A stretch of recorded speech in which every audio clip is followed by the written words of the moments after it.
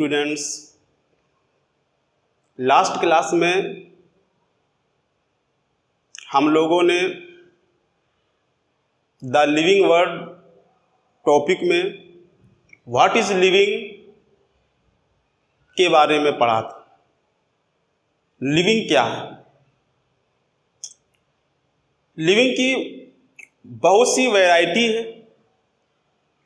आज हम diversity in the living world,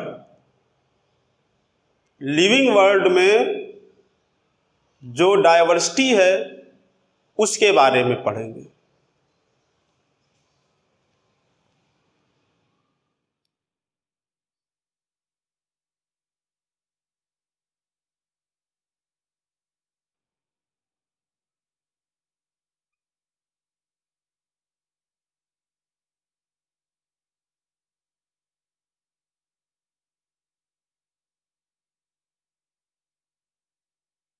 living world में क्या डाइवर्सिटी है?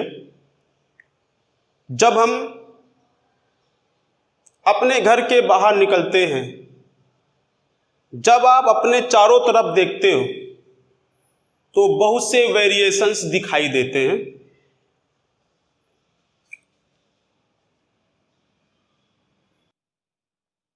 इफ यू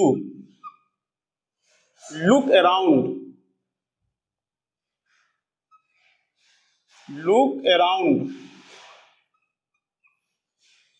जब हम अपने चारों तरफ देखेंगे, if you look around you will see, आप क्या देखेंगे? ए लार्ज वैरायटी ऑफ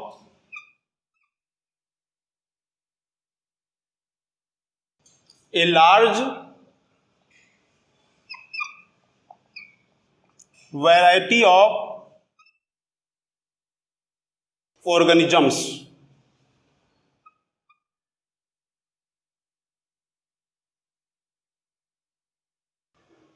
हम घर से बाहर निकलेंगे या अपने घर के चारों तरफ निकलेंगे तो हमको बहुत से वैरायटी दिखाई देते हैं। क्या वैरायटी दिखाई देंगे? बी इट, क्या हो सकते हैं? Plotted plants,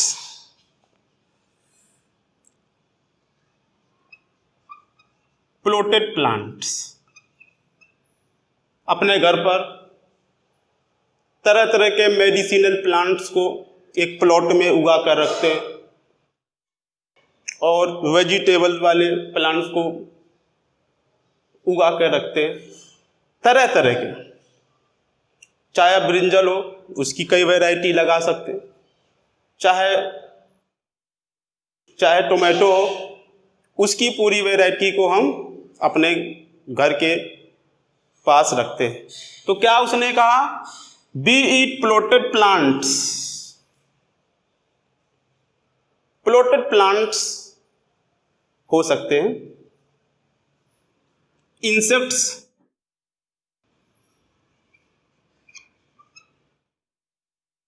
birds,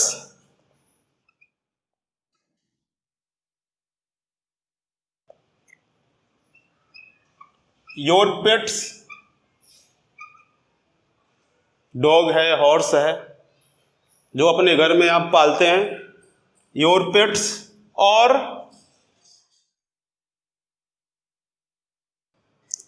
other animals and plants,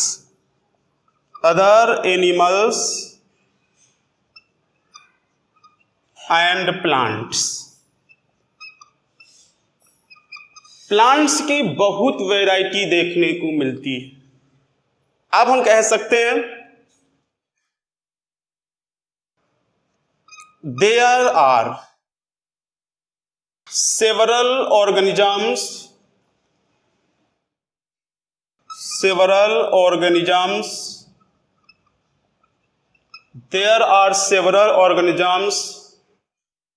that you cannot see,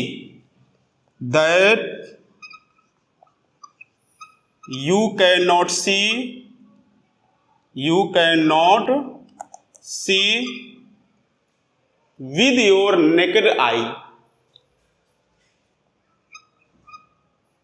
With your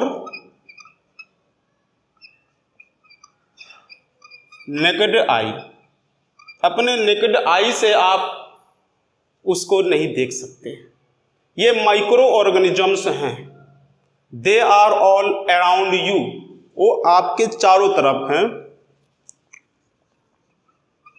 they are all around you, around you, वो सब आपके चारों तरफ। उनकी भी बहुत सारी वेरिएशंस हैं।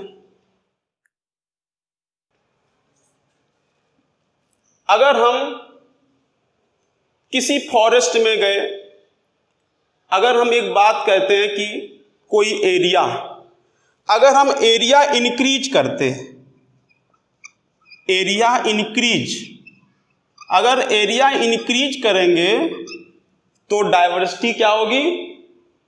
एरिया के इंक्रीज करने पर डाइवर्सिटी इंक्रीज होती है, डाइवर्सिटी इंक्रीज होती है, डाइवर्सिटी इंक्रीज होती। एरिया के इंक्रीज करने पर डाइवर्सिटी इंक्रीज होती है, पर एक लिमिट तक। एक लिमिट के बाद अगर एरिया को हम लोग इंक्रीज करते हैं तो डाइवर्सिटी इंक्रीज नहीं होगी। इकोलॉजी में एक चैप्टर है बायोडाइवर्सिटी, उसमें हम लोग ये पढ़ेंगे कि एरिया को हम एक लिमिट के बाद इंक्रीज करते हैं तो बायोडाइवर्सिटी इंक्रीज नहीं होती है। तो यहां पर क्या पढ़ते हैं? एरिया इंक्रीज करते हैं तो डाइवर्सिटी इंक्रीज होती है। एक लिमिट के बाद अगर एरिया को और ज़्यादा इंक्रीज करेंगे तो उस रफ्तार से डाइवर्सिटी नहीं बढ़ेगी।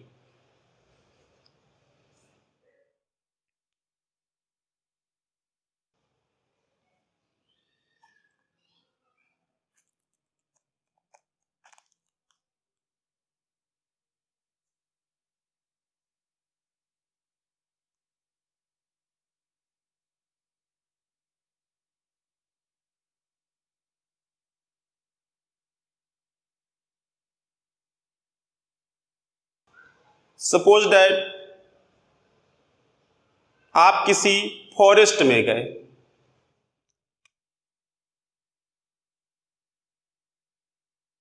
डेंस फॉरेस्ट में गए,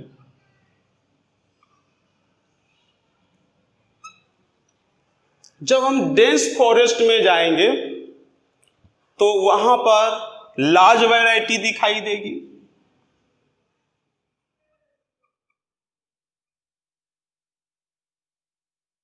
अगर मैंगो के बारे में देखेंगे तो कई तरह के मैंगो दिखाई देंगे। ऐसे बहुत से मेडिसिनल प्लांट्स वहां दिखाई देंगे।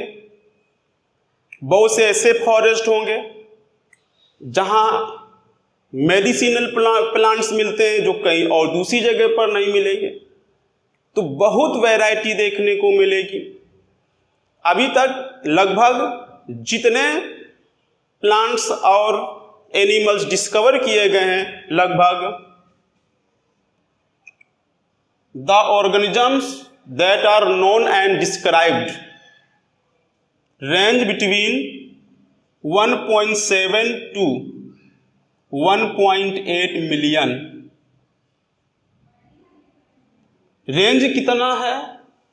1.7 से लेकर 1.8 मिलियन। और ये variety, this variety refers to biodiversity, biodiversity. अगर हम बायोडाइवर्सिटी पर बात करते हैं कि एल्टीट्यूड बढ़ता है तो बायोडाइवर्सिटी डिक्रीज होती है। लेटीट्यूड अगर बढ़ता है तब भी बायोडाइवर्सिटी डिक्रीज होती है। एल्टीट्यूड के इंक्रीज होने पर बायोडाइवर्सिटी डिक्रीज होती है। यहाँ एल्टीट्यूड क्या है? एल्टीट्यूड का मतलब होता है चढ़ाई, किसी पहाड़ पर चढ़ रहे हैं ऐसे करके, तो एल्टीट्यूड होता है। यहाँ पर हम डिस्कस करेंगे बायोडाइवर्सिटी के बारे में।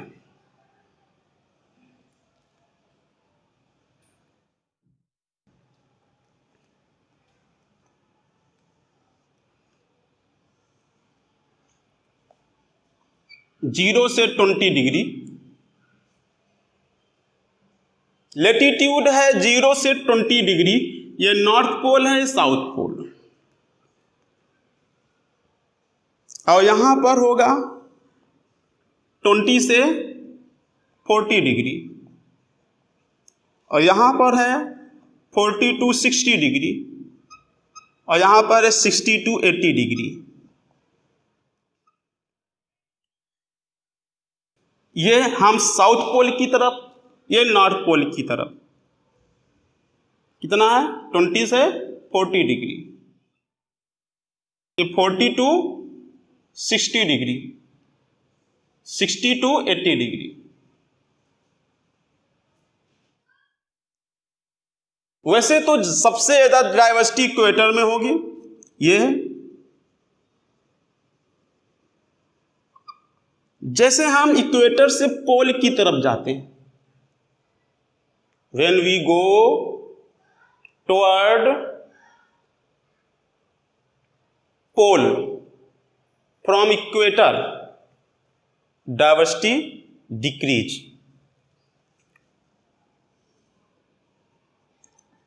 हम पोल की तरफ जाएं, चाहे साउथ पोल की तरफ जाएं, चाहे नॉर्थ पोल की तरफ जाएं, नॉर्थ पोल की तरफ या साउथ पोल की तरफ जाएं, डाइवर्सिटी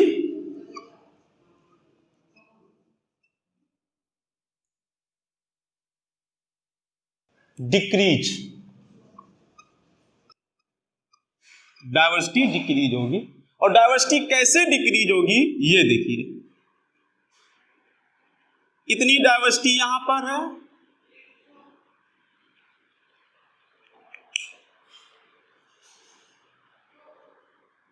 ये डाइवर्सिटी यहां पर है, ये डाइवर्सिटी, और लास्ट में देखिए कुछ एक्सेप्शन को छोड़ दिया जाए तो यहां डाइवर्सिटी ज्यादा है, यहां डाइवर्सिटी कम है, पोल्स में डाइवर्सिटी कम होगी। ऐसे इस साइड में आएंगे, डाइवर्सिटी यहां ज्यादा है, यहां कम है।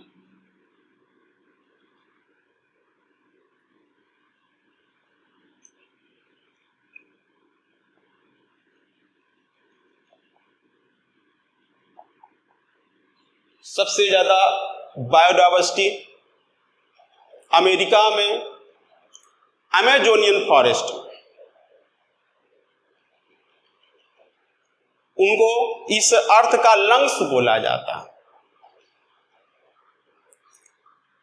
इस प्रकार बायोडाइवर्सिटी में हम क्या कह सकते हैं? क्या हमने इसमें सोचा कि लेटीट्यूड घटेगा तो बायोडाइवर्सिटी बढ़ेगी, और लेटीट्यूड बढ़ेगा तो बायोडाइवर्सिटी घटेगी।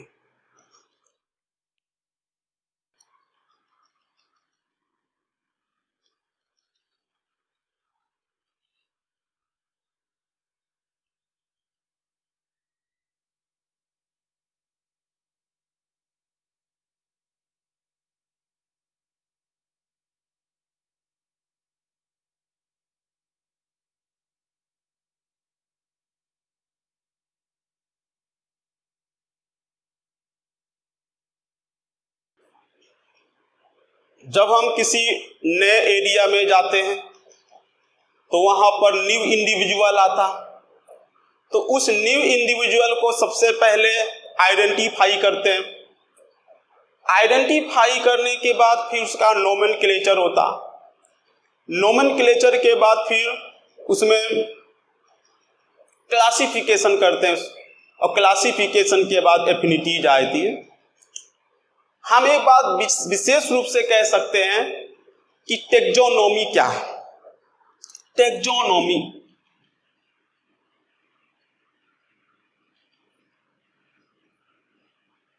टेक्सोनोमी टेक्सिस और नोमस से मिलकर बना।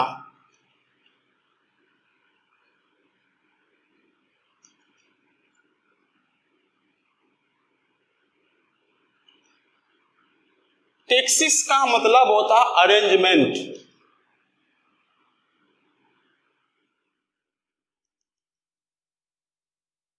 इसका मतलब लॉ,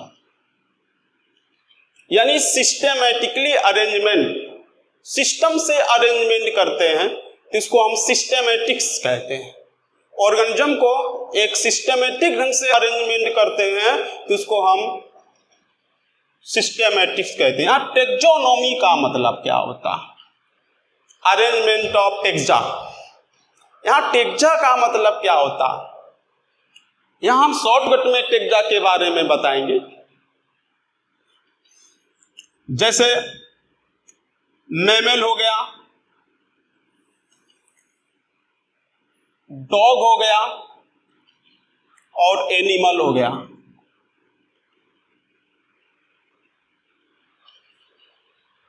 तो देखिए, हम ये कह सकते हैं कि डॉग एक एनिमल, जो डॉग है ये एक मैमल है। अब मैमल एक एनिमल है, डॉग मैमल है और मैमल एनिमल है। तो ये क्या है? टेक्सा है, डिफरेंट लेवल के taxa. These are taxa of different level, ये अलग अलग लेवल के टेक्सा। और अरेंजमेंट ऑफ टेक्सा, क्लासिफिकेशन अगर हम करते हैं तो उसको हम टेक्सोनोमी बोलते हैं। Term taxonomy was given by, सबसे पहले टेक्सोनोमी टर्म किसने यूज किया?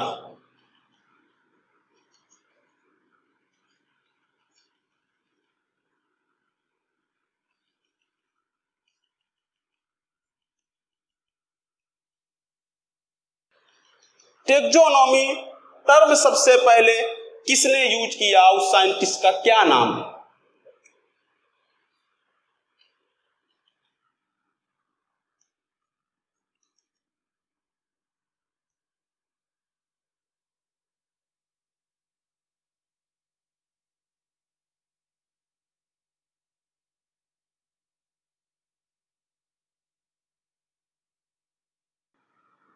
उन्होंने बुक लिखी, उसका नाम एलिमेंट्रीज डी ला बोटेनिक।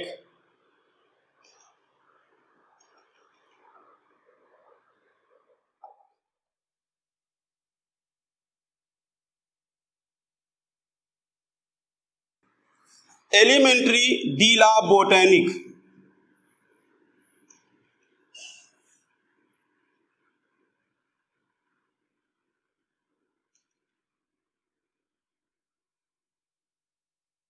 और उन साइंटिस्ट का नाम है AP de Candolle.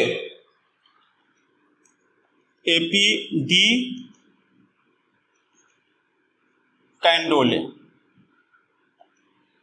AP de Candolle. AP de Candolle ने बुक लिखी, उस बुक में उन्होंने टर्म टेक्सोनोमी लिखा दिया, एलिमेंट्रीज डी ला बोटेनिक। अगर हम टेक्सोनोमी के बारे में बात करें,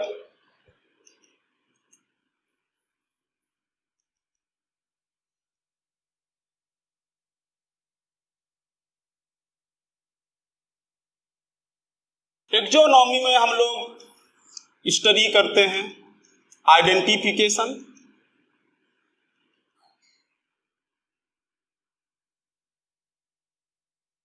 नोमेनक्लेचर,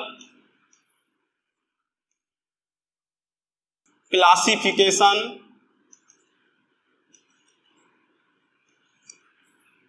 और एफिनिटीज।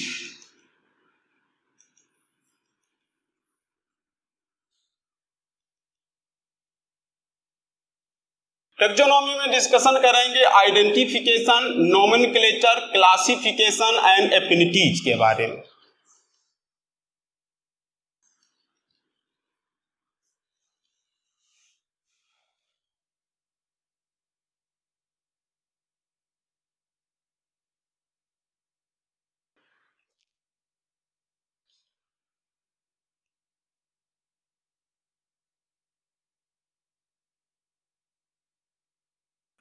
सबसे पहली बात हम बात करेंगे आइडेंटिफिकेशन की।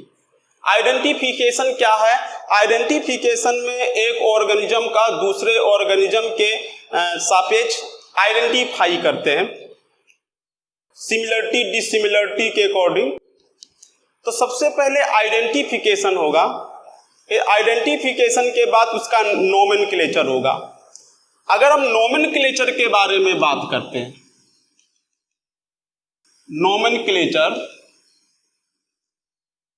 तो बहुत से ऑर्गेनिज्म है, बहुत से ऑर्गेनिज्म का नोमेनक्लेचर लोकल लैंग्वेज में होता है।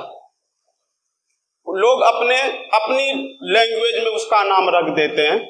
तो दो प्रकार के नाम हुए। लोकल लैंग्वेज में नाम होगा तो उसको वर्नाकुलर नेम कहते हैं,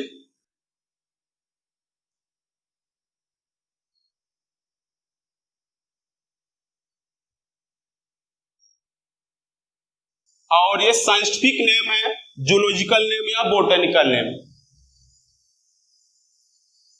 साइंटिफिक नेम ये इंटरनेशनल रूल के अकॉर्डिंग बनते हैं। इंटरनेशनल रूल के अकॉर्डिंग साइंटिफिक नेम रखे जाते हैं जो सब जगह चलते हैं। ये वर्नाकुलर नेम क्या होते हैं? जगह बदलने पर, क्षेत्र बदलने पर, रीजन बदलने पर ये चेंज हो जाते हैं। इनको हम लोकल नेम्स के नाम से जानते हैं। हिंदी में हम उसको कुछ और बोलेंगे, मराठी में कुछ और बोलेंगे, बंगाली में कुछ और बोलेंगे, गुजराती में कुछ और बोलेंगे। सपोज दैट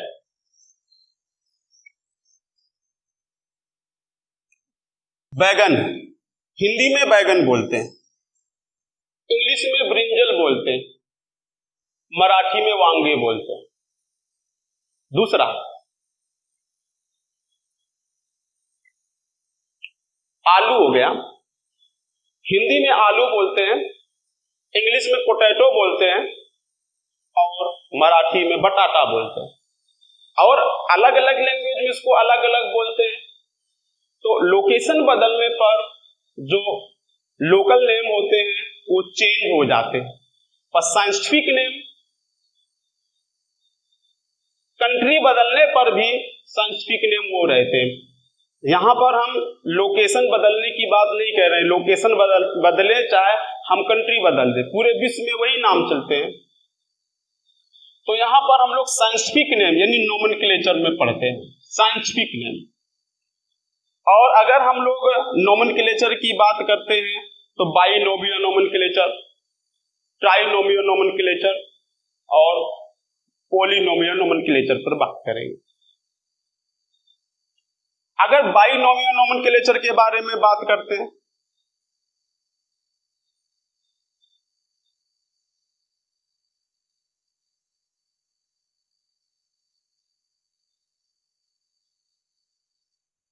बाइनोमियल नोमेनक्लेचर को प्रपोज करने वाले साइंटिस्ट का नाम है कैरोलस लीनियस।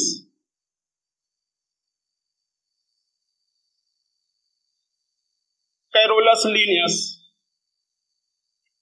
देखिए, अगर हम जूलॉजिकल नेम है या बोटेनिकल नेम है, बोटेनिकल नेम के बारे में, बोटेनिकल नेम है तो उसके लिए ICBN, international code of botanical nomenclature. अगर जूलॉजिकल नेम है तो उनके लिए ICZN, international code of zoological nomenclature. ICBN international code of botanical nomenclature है। इसमें प्लांट्स के साइंटिफिक नेम है और इनमें एनिमल्स के साइंटिफिक नेम। बाइनोमियल नोमेनक्लेचर पर बात करते हैं कि बाइनोमियल नोमेनक्लेचर क्या है।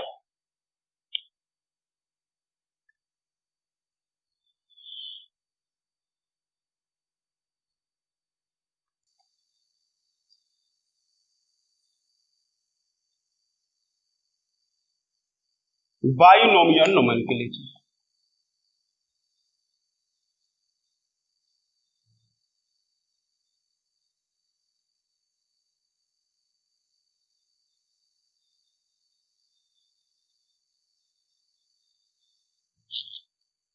बाइनोमियल नोमेनक्लेचर के बारे में कहते हैं कि biological names are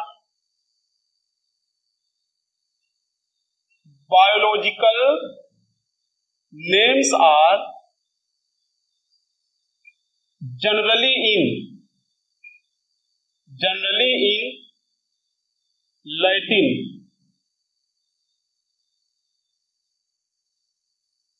and written in italics.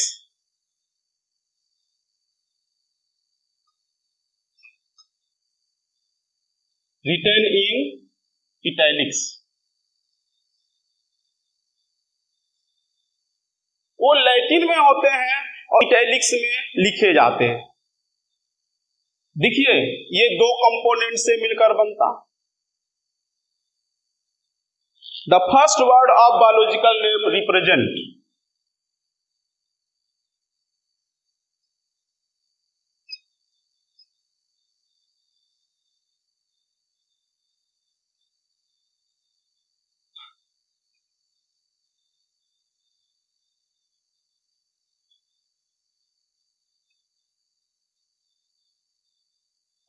The first word of biological name represent, क्या रिप्रेजेंट करता? द जीनस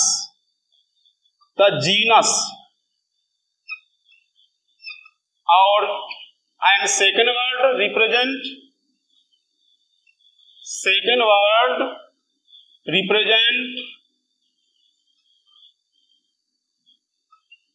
स्पेसिफिक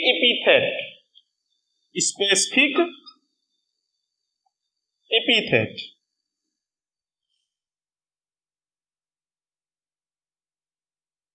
देखिए जो जीनस होता है इसको जेनेरिक नेम कहते हैं और जेनेरिक नेम स्टार्ट करते हैं कैपिटल लेटर से और स्पेसिफिक एपिथेट स्टार्ट करते हैं स्मॉल लेटर से। जैसे मैंगो है तो मैंगो का बोटेनिकल नेम है मैंजीफेरा इंडिका।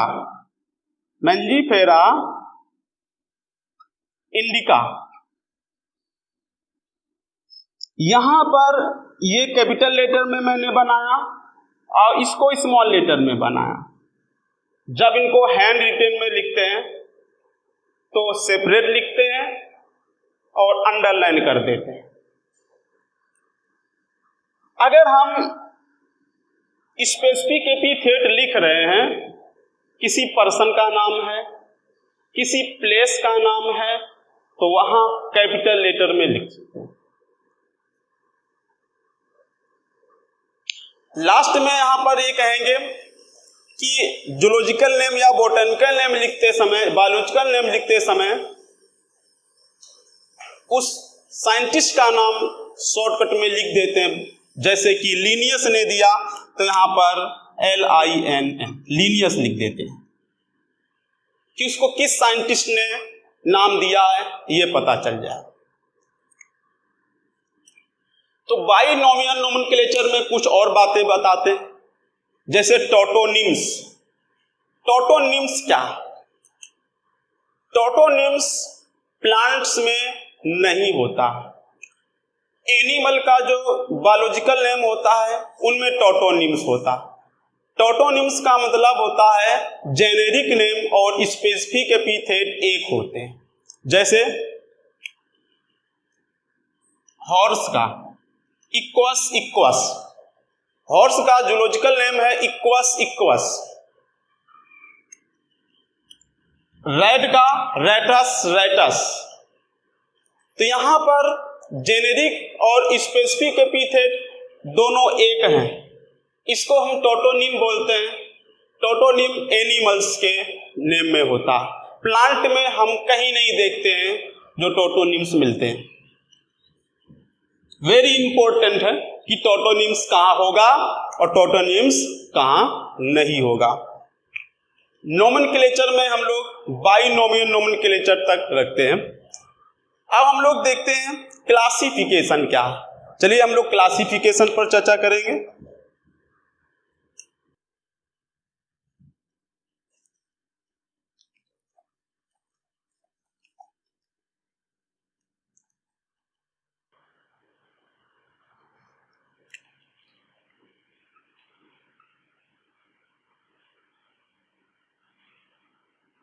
देखिए, अगर हम नॉर्मली क्लासिफिकेशन की बात करते हैं तो हम घर पर क्लासिफिकेशन करते हैं। कैसे घर में क्लासिफिकेशन करते हैं? हमारे पास इस समय जैसे हम सब क्या करते हैं, ये कपड़े हैं, इनको एक जगह टांग दिए, ये घर में पहनने वाले हैं, ये पार्टी में पहनने वाले हैं, और ये कॉलेज जाने वाले। तो हमने क्लासिफाइड कर दिया ना, तीनों को अलग अलग हमने रख दिए। ये क्लासिफिकेशन हुआ। क्लासिफिकेशन मतलब होता सिस्टम से अरेंजमेंट कर देना, और सिस्टम से अरेंज कर देंगे तो हमको कोई भी वस्तु लेना तो जाकर उठा लेंगे। सपोज दैट बर्तन ही ले लो, गिलास एक जगह लगा दिए, थाली एक जगह लगा दिया, कटोरी एक जगह लगा दिए, बिल्कुल सिस्टमेटिकली अरेंज कर दिए। हमको कोई भी लेना है, गिलास थाली में कुछ भी लेना है तो जाकर तुरंत उठा लेंगे। और हम ढेर बना कर रख दिए, और तब हमको गिलास लेना, पूरे बर्तन को इधर उधर करना पड़ेगा। ऐसे ऑर्गेनिज्म, कितने ऑर्गेनिज्म हैं, हम सब के बारे में स्टडी करने जाएंगे तो जीवन चला जाएगा, स्टडी नहीं कर पाएंगे। इसीलिए सिमिलरिटी और डिसिमिलरिटी के अकॉर्डिंग उनको ग्रुप बना दिए। फिर हम उस ग्रुप में एक के बारे में स्टडी कर लेते हैं तो सबके बारे में स्टडी हो जाता। जैसे एक ग्रुप ये है, एक ग्रुप ये है, ग्रुप ये। सपोज दैट हम एम्फीबिया के बारे में पढ़ते हैं। एम्फीबिया में फ्रॉग के बारे में पढ़ लिए, तो एम्फीबिया में जितने एनिमल आते हैं सब के बारे में स्टडी हो जाती है। तो क्लासिफिकेशन क्या है? Classification is the process by which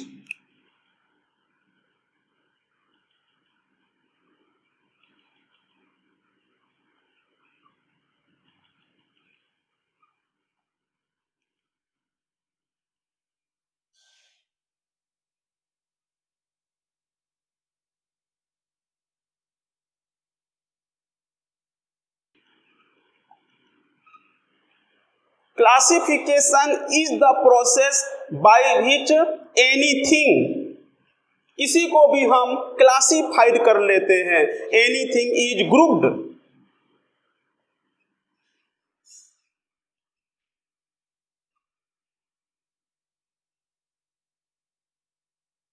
anything is grouped उसने कहा। यहां पर हम फ्लोरा को या फौना को याद रखेंगे। यहाँ फ्लोरा का मतलब क्या होता है और फौना का मतलब क्या होता है बात करेंगे। फ्लोरा और fauna. Classification is the process by which anything is grouped, और किसमें? एक convenient into convenient category.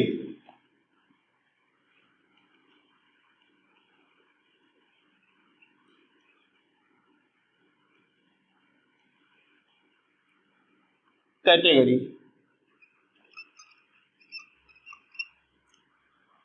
Based on similarity and dissimilarity.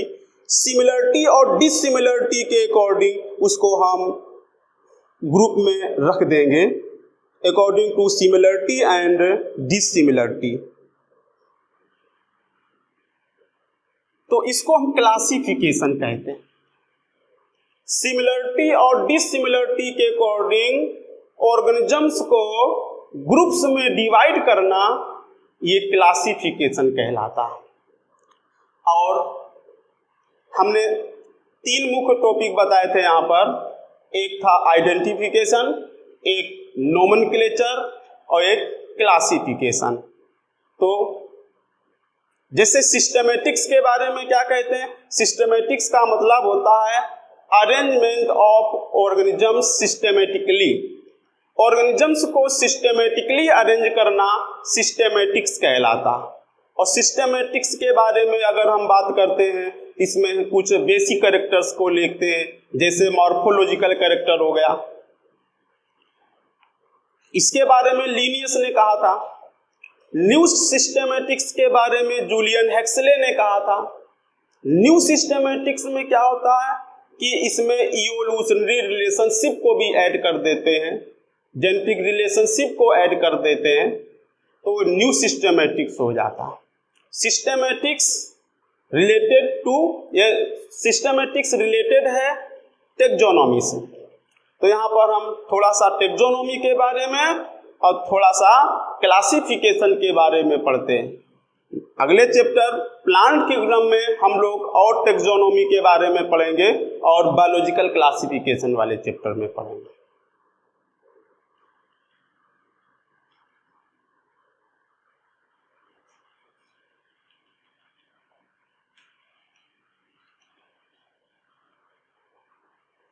आज के क्लास में इतना ही रहेगा। नेक्स्ट टॉपिक नेक्स्ट क्लास में।